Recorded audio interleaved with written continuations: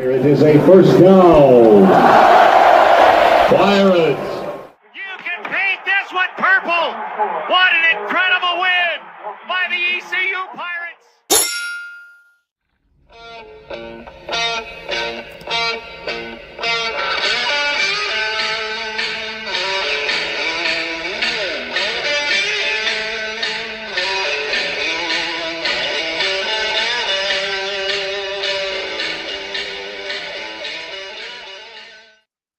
Welcome into Blackbeard's Alley, a Pirate football podcast. We appreciate everyone tuning in. It is Hall of Fame weekend, homecoming, East Carolina hosting Charlotte. One of the guys being inducted this weekend is East Carolina great quarterback Shane Carden. Shane, welcome in. Yeah, guys, thanks for having me on. Yeah, no doubt. Before we talk about the here and now, and then reflect onto your ECU career from 2010 to 2014, an excellent record that you compiled as a starting quarterback at ECU. Just tell us way back, when you made that path from Houston, Texas, to East Carolina. How that came to be with East Carolina hiring that Texas Tech staff. Yeah, I mean, it's a pretty crazy story, and as Ruff would always say, too coincidental to be coincidental, right? And things work out in a crazy way, and couldn't be happier the way they worked out. I was set to go somewhere else, much different than ECU and a bit smaller. And with about 2 weeks left before signing day, I got a call from Lincoln Riley, who had just got there with Ruff. We talked a bit. Funny enough, I was working out with BJ Simmons, an old Texas Tech quarterback. He was training me a little bit in the offseason, kind of getting ready. And then all of a sudden I told him, hey, I just got called from Lincoln. And then obviously those guys and Ruff, they all know BJ and that conversation. And everything just kind of happened really fast. And got on a plane that first weekend to go to official visit. This campus was totally closed down. It was iced over. Ruff couldn't fly back in because everything was shut down. I could barely even see the campus. And we went out to dinner with Riley. I met Andrew Bodenheimer. He showed me around. And the biggest thing he kept talking about was just this place being a family. And even the short time he had spent and talked with Ruff. And Riley, he felt that would continue because at the end of the day, it's more about the location, people fit in the right spot for that. And that felt great to me. And it just felt like a college town that I really wanted to be a part of. And, sure enough, here we are, 15 years later, and just pretty crazy how it all happened. Yeah, Andrew Bodenheimer, he's really a childhood friend, but at the same time, I was 5 to 6 years older than Andrew. His older brother, Matt, was more my age. But, excellent person for you to talk to about East Carolina because he came from a Pirate family.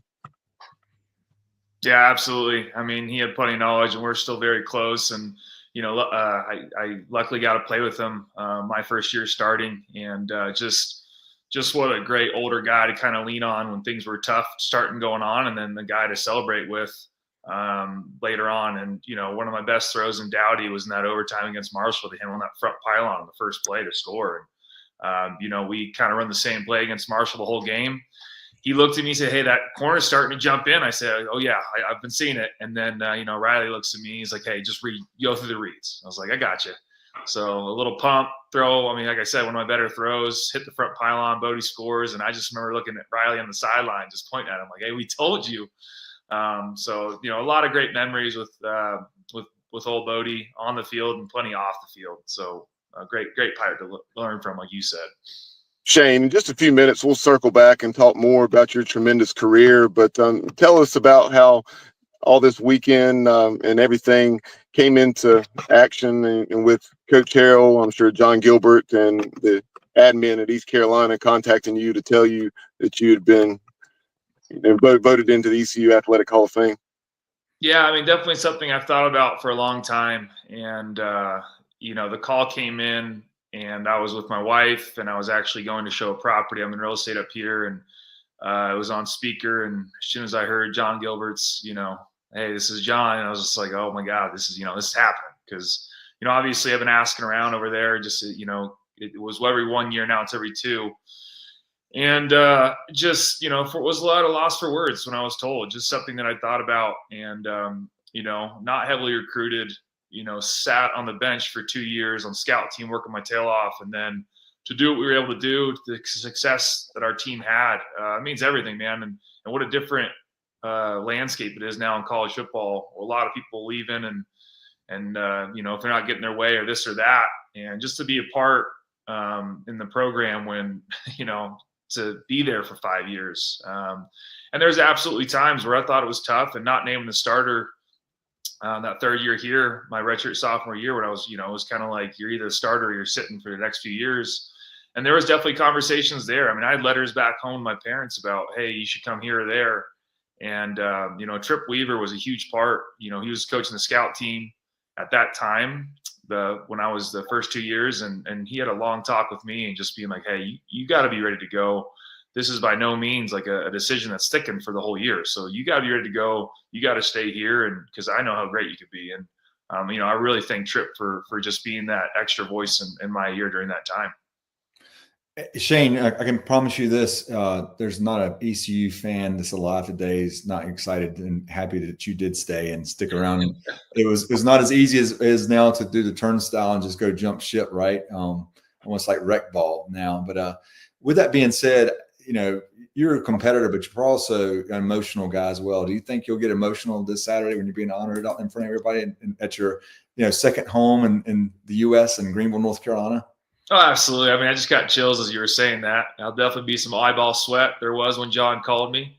My wife's over there was tearing up, and absolutely, it's emotional because again, I'm getting chills right now. I mean, just you put so much time into something, and in a place that I wasn't even supposed to be there, and to go in with a teammate of mine that was a walk-on. I mean, are you kidding me, man? I mean, what an awesome story. And when we were going through all these, preseason awards and postseason stuff, I always said it then, I'll say it now. I couldn't be happier to go in with Justin just because the work ethic, I saw it firsthand. I got to work with him. He made me better. I hope to think that I made him better, just the way we worked together. And then to go in with Dwayne Harris, man. I mean, I got here and I saw him on the field firsthand, making the plays and doing what he was doing. It was just like, this guy's an animal.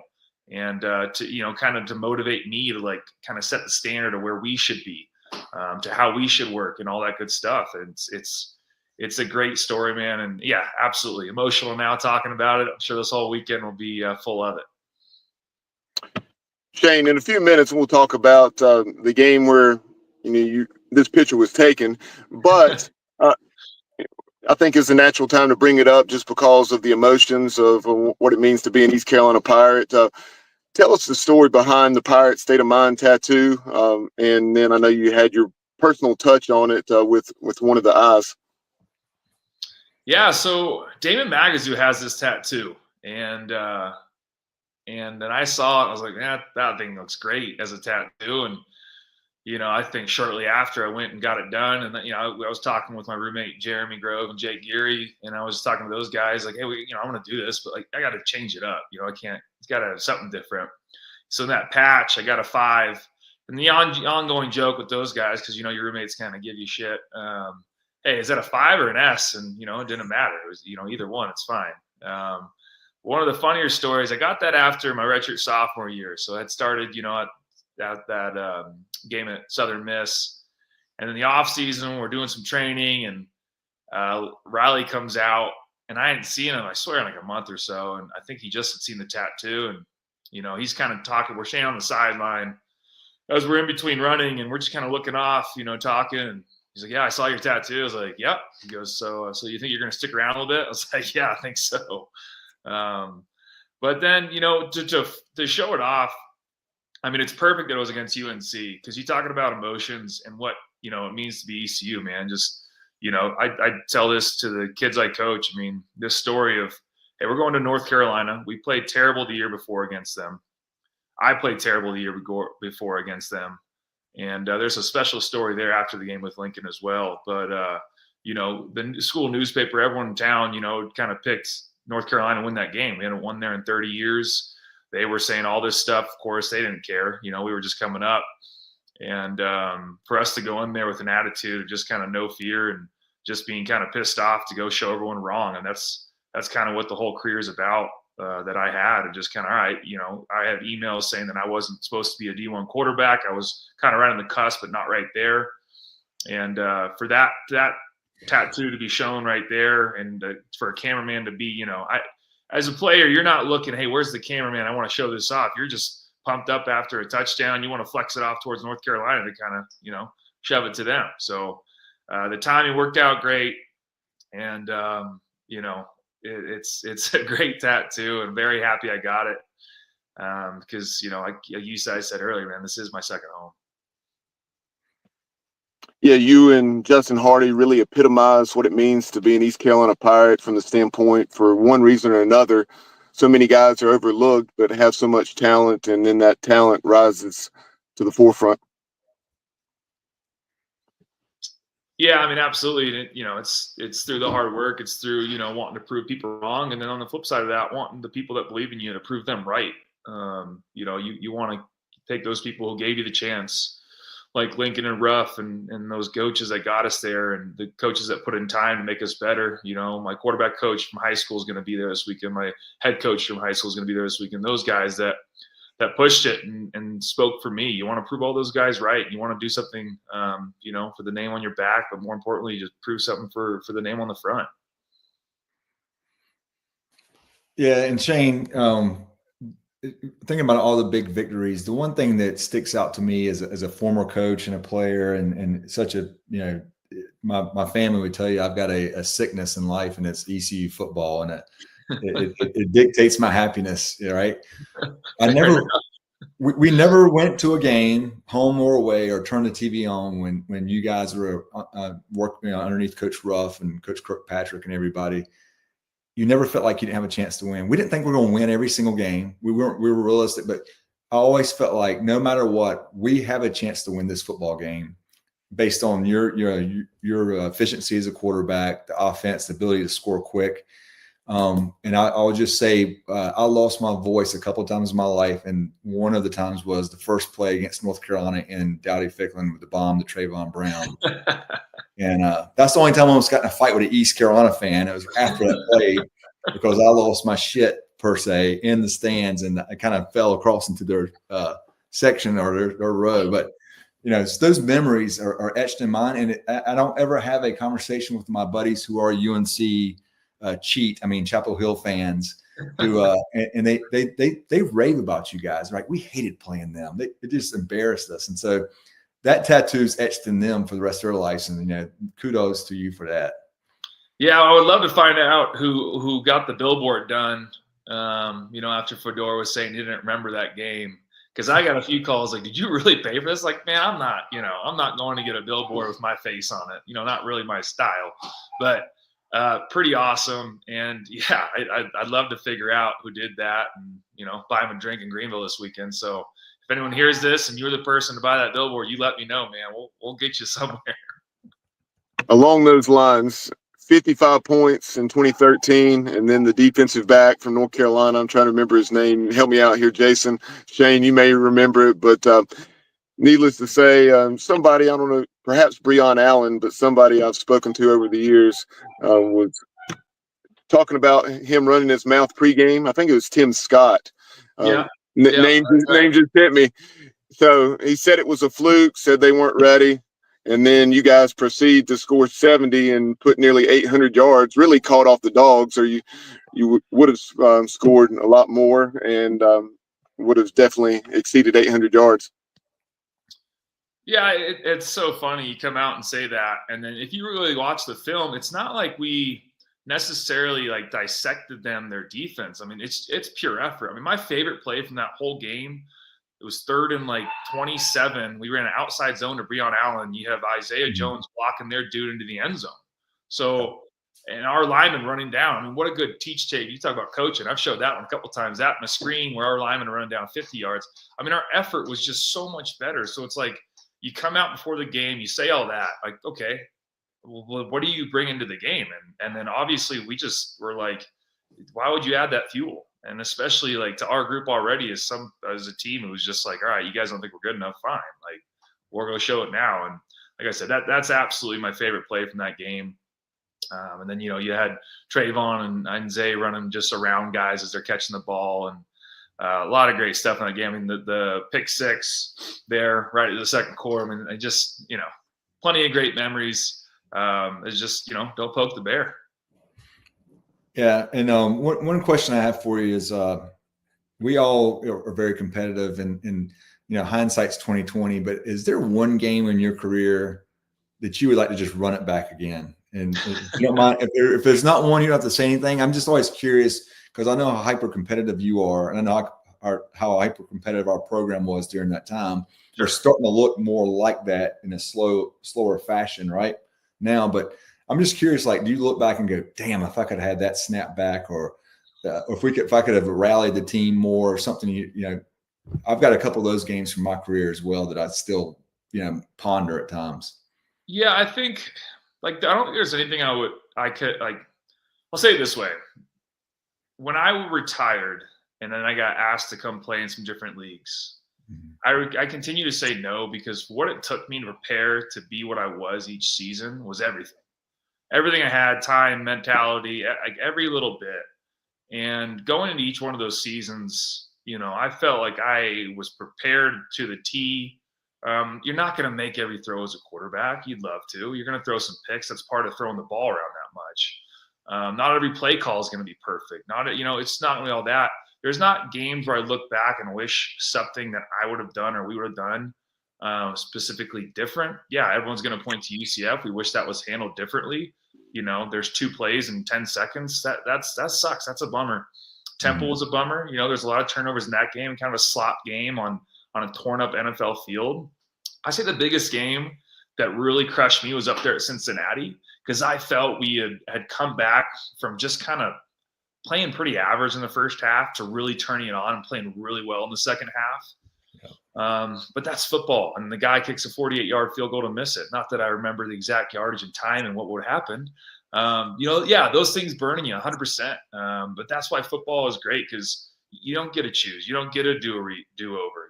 It just is what it is, and you got to live with that. I can live with the fact that I know we gave everything we had in that game, and I know every player did in that second half. And I remember a younger guy on the sideline, and I remember his name, and I wouldn't name him in this. Just we're down in the fourth, and by a couple touchdowns, and he was kind of had his head down. I said, "Hey, no problem. Come, go watch this." And we came all the way back. I went to him on the sideline. He said, "I told you, no problem." And that, like you said earlier, the belief with that group, 100%. There was never a time in a game, no matter what the points were at, where it was like, "Oh, we're done." It was, "Hey, we're good. Let's just get the next ball. Let's get the next ball. Let's just get the next play." And like I said, no game that I wish I could do over, but yeah, definitely games I wish I could just strap it up again and go. Not a specific play that I wish I had over could change, but definitely games that burn and I think always will. As a coach, sometimes those ones almost shadow over some of the good ones when you're trying to think back to certain plays and games. Shane, we had a question from one of our loyal listeners and viewers, and that's Johnny Robertson, aka Johnny Stats. You may have heard him call in on Pirate Radio in 94.3 The Game, but Johnny said that he wanted us to discuss that beginning to the 2014 season. We clearly already talked about the North Carolina game, that 70-41 win over the Tar Heels, but you open the year with the win over North Carolina Central, but then you go to Columbia. I think we were without the swap monster, Terry Williams, and we really felt as though we let one slip right there against, I think, 20th or so ranked Gamecocks, lost by 10 points where I think they death drove us late in the game. But you guys bounced back and went to Virginia Tech. They just defeated number 1 Ohio State. We jump out 21-0, and then the North Carolina game happened, and then the following week, I think we were in the polls, and we put 45 on SMU. That 3-game run there, if you would discuss that.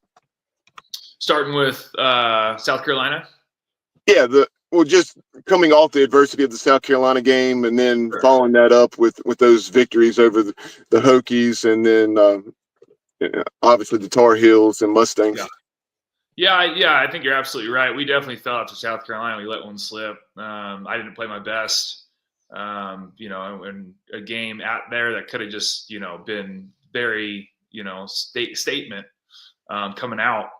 And I remember, the night before Virginia Tech, I'm doing kind of the pre-call with Brian Greasy for the TV, and he's kind of talking about these throws I missed, and could you have this one back or that one back? You didn't really play, and I'm like, yeah, okay. The night before, asked me the questions. It was almost like trying to get in my head or something. But the funny part is, like, yeah, I know I missed him, but I'm fired up. As Coach Ruff, we'd always watch the, you got to be pissed off for greatness. So I think that group after that game was just like, we can't let these games on national television, big time stuff. We can't let these things slip, and going to Virginia Tech, again, that group wasn't afraid of anything. I mean, I remember the Metallica entrance. I was like, well, you guys screwed up. This is my song. Like, I'm more fired up than you could be. And jumped out at top, just had a couple bad plays happen there in the second quarter. They came back. But, like, again, there was no point in that game where, like, hey, we're slipping. No, it's just like, hey, we didn't make that play. We'll be fine. We'll be fine. We'll be fine. Sure enough, that was a great game. It was a great bus ride home, just to be able to celebrate with everybody. And then, North Carolina, we know they're going to be ready for us. And then, we have people running their mouth about the year before. Like, okay, that's fine. Come on. Great win. And then, SMU was our first game in the American. And SMU is a school that, 4 hours from my high school. I wasn't quite good enough for them. They told me I could walk on with somebody who they already offered somebody, had somebody coming in, and they didn't quite want me. I wasn't quite good enough. So there you go. I mean, now the motivation for that. So kind of make a statement in the American to kind of prove, hey, another, Texas school, because there's plenty of them that didn't want me. So that's perfect, man. Perfect to come to our place. It was a great afternoon game. Had some fun plays. Hardy played great. I think we had 2 or 3 in the first half. And yet, we really got in that rhythm. And, unfortunately, the Temple game, like I said, couldn't quite keep it there with all the turnovers and some other things later. But yeah, I mean, those 3 games, I mean, I don't know the statistics for offense, but I mean, it has to have been some of the highest numbers if you put those all together for a 3-game stretch. Yeah, Johnny told me, I didn't write them down, but just off my top of my head here, I think it was something like 47 points per game. And then you accounted for 14 touchdowns, I think 11 passing, 3 rushing, of course, the game winner in Blacksburg. Right. And you could have heard a pin drop in Lane Stadium when we went up 21-0 there late in the first quarter. Yeah. I'm sure after the game too, our sideline was pretty loud. I remember that. And then just very quickly, a follow-up to that, just the way Coach Ruff, right as we were taking the field, and they are about to take the field in the locker room. I think he did this fairly often, but he said, "Show them how good you are," and he said it 2 or 3 times, and then obviously you guys went out there and proved it. Yeah, absolutely. He was great at building confidence and distilling that through you. And the greatest thing Ruff is when we won, it was all about us.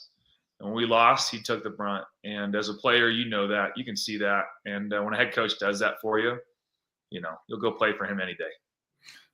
I want to share a funny story with you about that South Carolina game. And I was there in one of the end zones, and I know the first drive we drove down there. So I was facing the back of the offense, and their fans were sitting around us, and they've been known to be big pains in the ass at times, but they were really cool. They're like, hey, you guys are going to probably win this game. And I was like, well, let's see what happens. But as the game went on and we didn't, we came up short, we were leaving, and the guy goes, hey, appreciate the conversation today. He goes, who do you guys play next? I said, we play at Virginia Tech. He goes, oh no, they're actually beating Ohio State right now. He goes, and I go, okay, good. We'll beat their ass then. And he goes, what do you mean? Who the ECU is? I said, mark my words. And my buddies were with me. And we're watching the game. We didn't make the trip to Lane Stadium that weekend, but they kept texting me. And every time they just text me, it was just beat that ass. And it's just like, that's how ECU is, man. Absolutely. I mean, that really is. That's the mentality, man. And it's special. It's definitely special. Getting to go, obviously know their colleges, but getting to go be around some other coaches and players and hearing their experiences, man. I wouldn't trade mine for anything. Shane, I think in the first 5 minutes of the conversation, you mentioned that you're being inducted with Justin Hardy in addition to Dwayne Harris. But that receiving core, I mean, throughout your career, but especially I think back to that 2014 season with Justin, Zay, obviously 1 and 2 in NCAA as far as all-time receptions, and then you have Cam Worthy, who just very quietly has a 1,000-yard season, and I think about 250 of those yards were in Blacksburg. Probably. That sounds right. Yeah, man. I mean, what a group. In 2013 we had Cooper and the Coop chants in the stadium. I mean, we just did such a good job, and all those guys were so good at just being selfless, man. I mean, there's plenty of games, where Hardy didn't have a catch in the first quarter, maybe even the first half. There was never any pressure to me or that I ever felt. Maybe he talked to the receiver coach, but I never heard anything about, hey, he needs the ball, or with the running backs wanting that, or Breon Allen, 2014 year. You said there's just a whole list of other receivers that played throughout that. I mean, Bryce Williams is obviously on Pirate Radio all the time now, and just such a great group. And you got to have a very close group to have that, right? You can't have any kind of egos. You can't have any type of, friction between guys to have that, like a selfless group. And then that was, one of the best things we could do is just to be together on that. And, like I said, if you start getting receivers on the sidelines complaining about not having the ball or this or that, I mean, that can cripple an offense and cripple a team very quickly. So the group we had, man, you talk about Worthy. I mean, quietly had 1,000 yards, quietly just, was, one of the better guys in the group. I mean, that guy was a freak and a great player, great teammate. Just a lot of great guys I got to play with. Yeah, man coverage nightmare, and that's what going into that bowl game in Birmingham against Florida.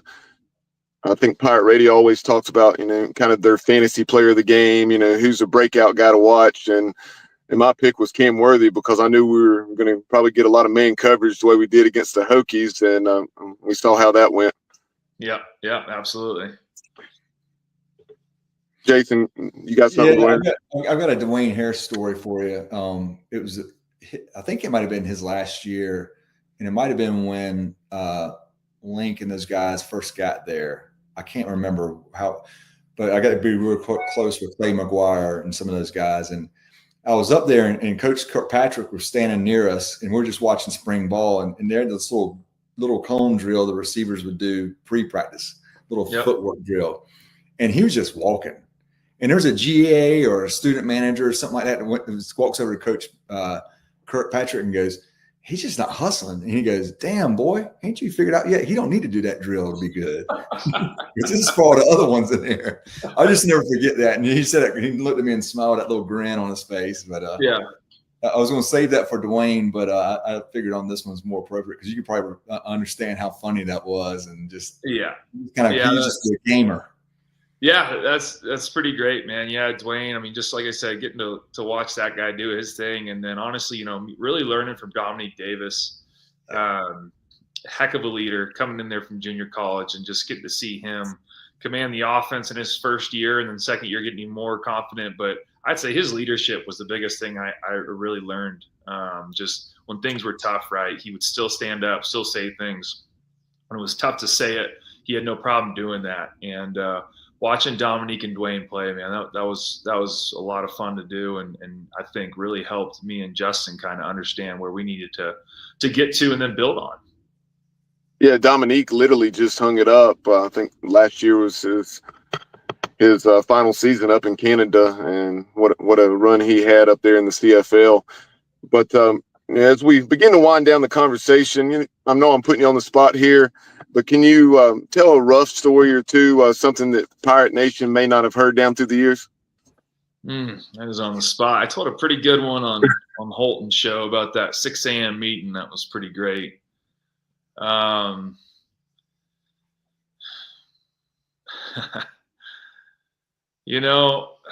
was a kid who got in trouble. I'm not going to drop the kid's name. I think he was a freshman at the time. But our quarterback meeting room, is right. There's the hallway. Our meeting room's here, and then he's right here. His office is there. And we're watching film, and then Riley knew the kid was supposed to go up there. And, as loving as Ruff could be, if you went against the team or him, he had no problem throwing you directly off the team immediately. out of practice or just letting you have the biggest ass chewing of your life. Mm-hmm. And Riley heard the kid walking through, like the secretary grabbed him, and Riley just stops the film. He goes, I think I'm going to enjoy this. I don't remember what the kid did. I want to drop the kid's name. I forget what happened. But, man, we sat there, a hallway away and just listened to Ruff rip the absolute, just out of this kid. And then he kind of paused and Riley started, I was like, I guess that's it. The film started going. I guess the kid was talking at that point. Ruff goes again. Riley stops the film. And we're just sitting there. It's like, man, okay, I don't ever want to do anything to get that meeting with Ruff. That's never anything I want. So that was pretty great. But, I mean, there's that side, right? That maybe, some people, I've over the years, maybe he was too nice, this or that. I don't believe in any of that. What Ruff did as a, just getting there first practice, I remember Ruff coming to me, hey, Shane, all good? Like as I'm a freshman, nobody, just kind of checking in on me. Middle of camp, plenty of other stuff going on. Then built in, obviously, to, my senior year, I just go sit in his office, chat with him. Shoot, man, we talk about football, life, whatever it was. He wanted to connect. He wanted to make sure you were okay, no matter what that meant, whatever he needed to do for you, he would.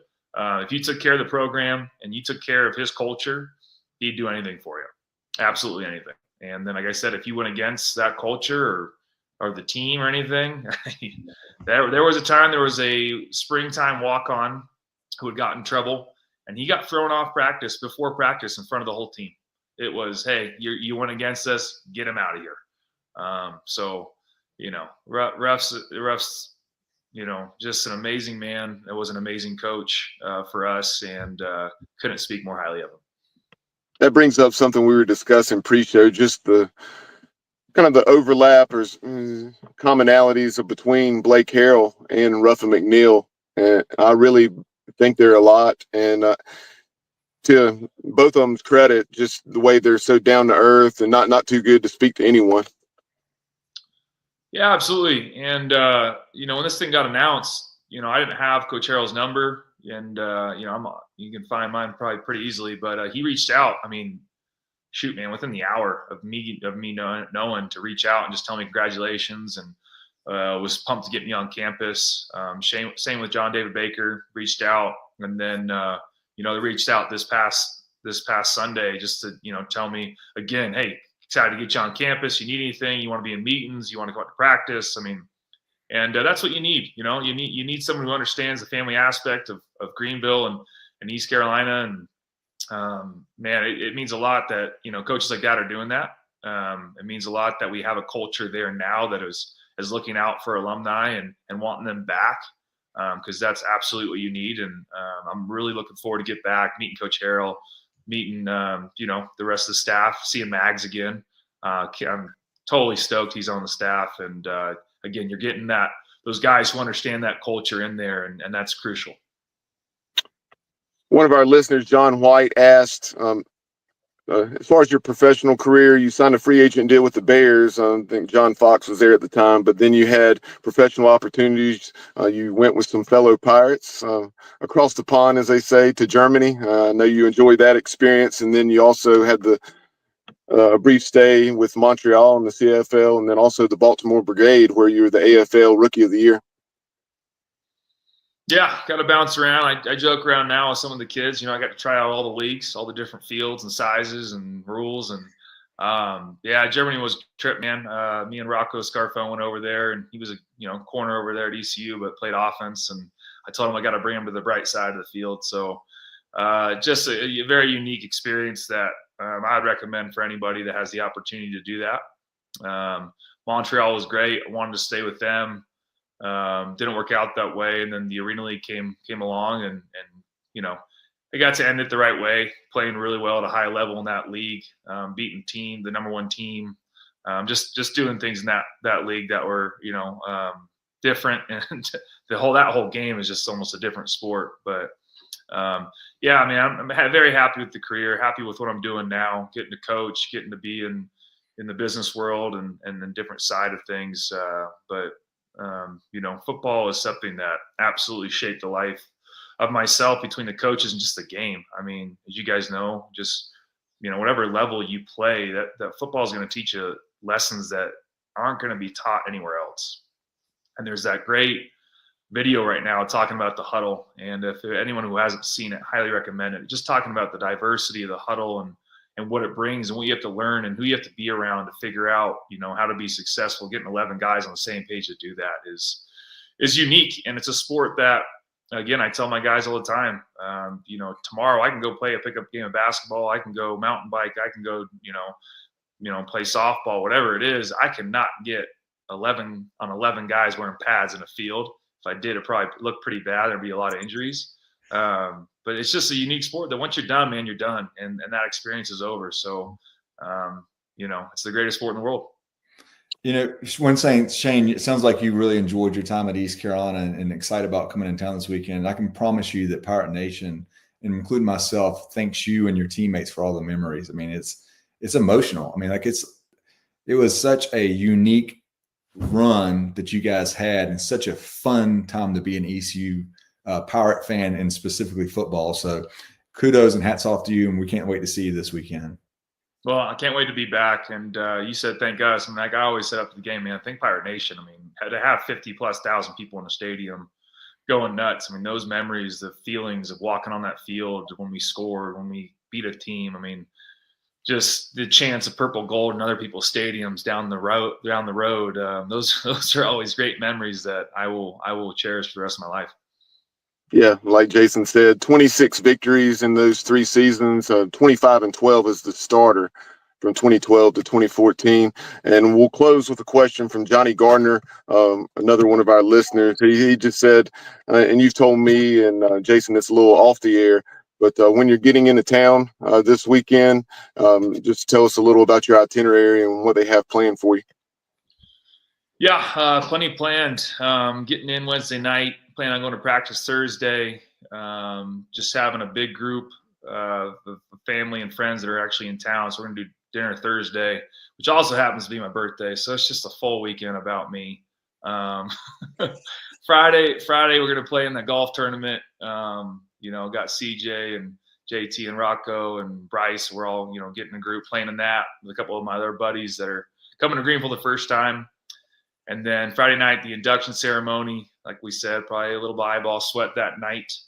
And then, the game tailgate and everything on Saturday. Looks like great weather and just looking forward to a great weekend, man. And like you guys have said, it's going to definitely be emotional. No doubt. Hopefully a big East Carolina win over Charlotte if the Pirates would become bowl eligible and remain in the American Conference title hunt. But Shane, really appreciate you spending a little over a half hour with us, and we'd love to have you back on the show sometime down the road to talk East Carolina football. Yeah, absolutely, guys. Thanks for having me on. Be on anytime. Pirate Nation, East Carolina great, and now Hall of Famer Shane Carden. We appreciate the visit. Be sure to like, follow, comment, and subscribe as you see there on the screen at Blackbeard Alley on X, at Blackbeard's Alley on Instagram. We'll talk to you soon here on the show. And as always, go Pirates. Painted purple